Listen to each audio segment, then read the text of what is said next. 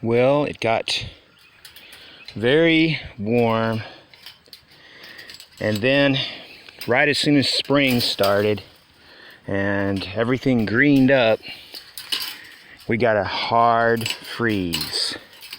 The water bowls all froze, and I knew it was coming because they said 34, then they said 32. So I covered up all the potatoes and covered them with sheets and plastic. And the plastic was bags that I got from a candy factory trash. And the plastic bags didn't work as good as the sheets. The thin sheet, single sheet, protected the potatoes very well. And then the plastic, even though it was double thick, wherever it touched the potatoes, you see they got burned up. Well, here are the ones that are bigger that the sheets were on, and here's the ones that the plastic was on, and they just got hit really hard, but I had to protect them. So planting potatoes too early doesn't do you any good, because they come up and they get froze back. So they're just about as delicate as a tomato or a pepper, any other nightshade family plant. The only difference is that they have a tuber that stays underground, so they can come back, although much weaker. They can come back. Each time they come back after a freeze, though, you're going to lose yield, because potatoes are on a time limit. They seem to just not be a photoperiod plant. After a certain time, they bloom and they just die. And so you can't prolong that. And they only make one crop of potatoes, because all the potatoes that I've ever grown were determinants, which means they only make one crop of potatoes. Even if you bury dirt along the stem, it's not going to help them make any more potatoes, because they only form the potatoes once, and they grow until the plant dies. That one batch of potatoes that is on the plant. You cannot increase yield by stacking up tires. They will not make new potatoes along the stems as you root them up. That's a fact. Even though they used to sell potato towers and stuff in the back of magazines, telling you that if you stacked up tires and things like that, it would be like a potato tower, and that the higher you stack the potatoes plants, the more you're going to get. None of that is true. We have a big fly problem already early this year, because we just now got our fly predators, and the neighbor dumps chicken manure that he doesn't feed his cattle right on the field. And the chicken manure attracts a lot of flies. But once our fly predators get started, the flies die, because they don't allow them to breed in the manure. And we lose all of our buffalo gnats. This year, I got my first batch of fly predators a week ago, and it took them a couple days to hatch. We just put them out, and I don't know if that freeze is going to hurt them or not, that hard freeze, because you put them on top of the horse manure so they can breed in there and start spreading. They eat the pupa of the fly, prevent it from hatching, and their babies are laid in the pupa. But this freeze has not helped anything. The flies are still really bad. And the funny thing is, it's a different type of fly. It's a big bloody fly, not a dive bomber, not a regular horse fly, just a big fat blood-sucking fly I've never seen before. Not too many of them, but they're bad. They hurt. Anyway, you can see the freeze. It got my tomatoes really bad, just the same as it did the peppers. They got tinged really bad, but I still see the buds and the crevices. The petioles are all just alive. Some are worse than others. So that's the garden. Even though I did an experiment and planted by moon signs, I did not find any advantage at all. I planted rows of leafy greens and above ground leaf crops during the right phases of the moon.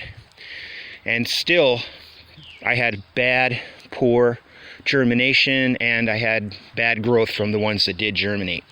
It makes no difference to me when I plant the crops. Like I said, I've done some experiments where I planted without the moon signs, and my neighbors, of course, planted with the moon signs. I had a successful crop, and they did not.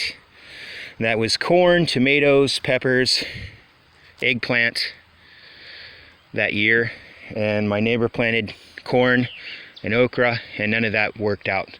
Because when the time to plant comes, you've got to do it right now. I mean, the time when the rain's not there and the frosts are over and it's sunny enough and the land's dry enough, you need to get out there and do the job. You don't need to wait for some stupid moon sign to plant, because when she did that, it rained all the days that were good to plant. She had to skip it again, and I already had corn ears coming on whenever her corn was just barely coming up. Anyway, these sweet potatoes, they got hit by the frost too, and they're coming back good. They're a Hawaiian purple variety. And the way I plant them is that I take scissors. I don't pull them off the tuber. I take scissors and I cut them off, and they grow quickly right back.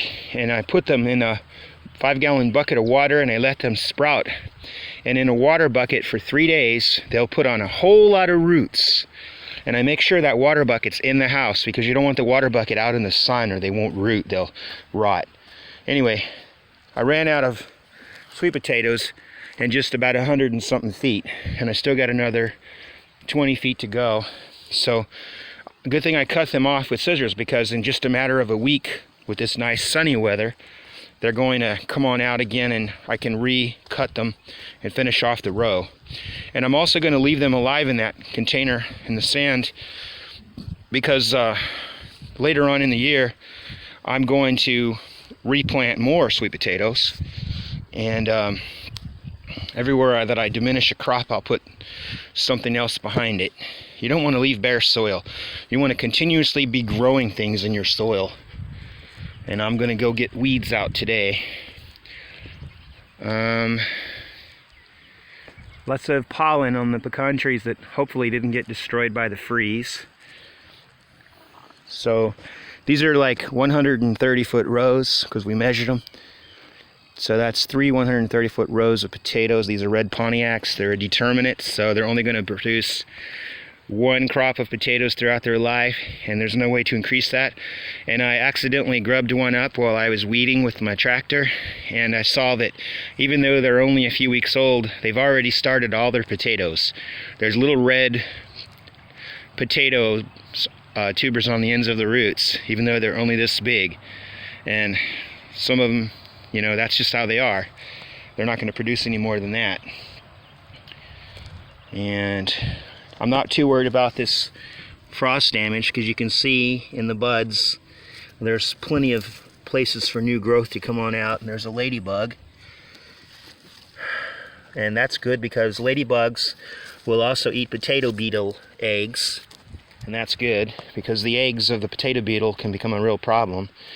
All I have had for a problem with potatoes has been late freezes and potato bugs. Actually called the Colorado potato beetle. It's a big menace on potatoes when you grow them in an area where potatoes don't do well. And I'm in the central United States in Zone 7, and potatoes don't do very well here because we have plants that harbor the Colorado potato beetle.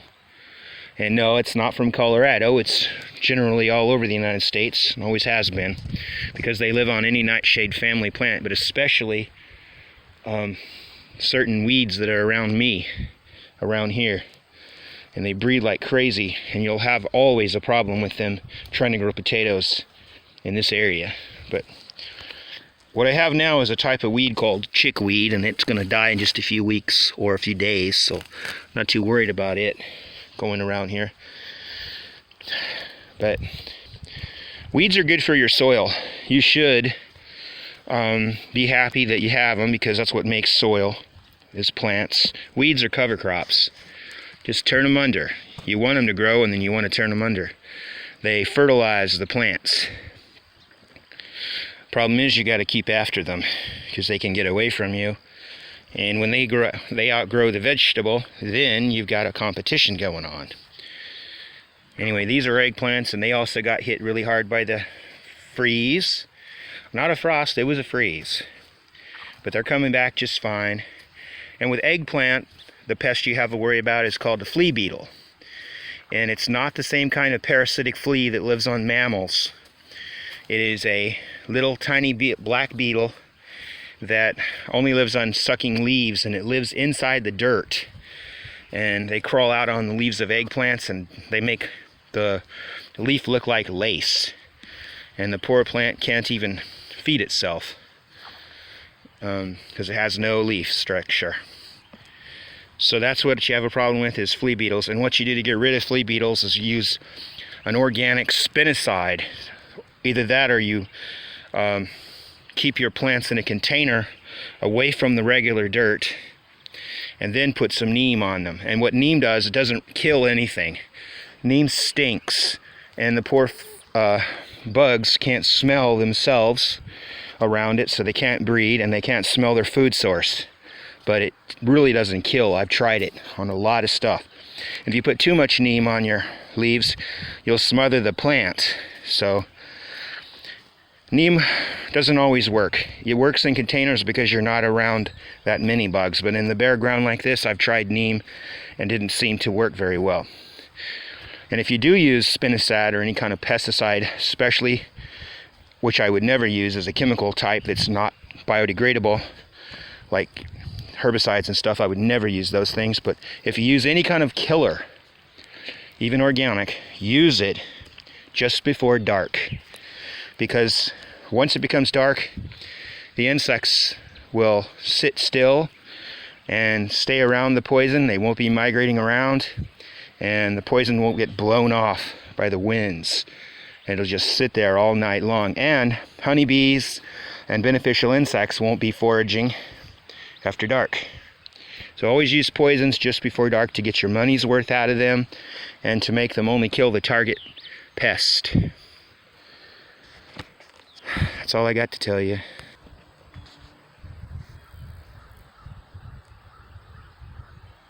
Frost damage on an English walnut. Freeze damage on the BB tree. The Moso bamboo, as usual, sprouted way too early, and the freeze got it. So you can see by the base of these shoots here in U.S. hardiness zone 7, Moso does very, very poorly. It's just too cold in zone 7. The Moso comes up before the freezes are finished and always gets hit. I'll be very, very lucky if this year the freeze didn't actually kill these shoots. They look alive, but if you look at the base, you'll see they're kind of turning a watery brown color, which probably indicates that they're dead. They'll have to regenerate some more, and the next time they regenerate, there'll be a lot fewer, and they will be much smaller. Ah!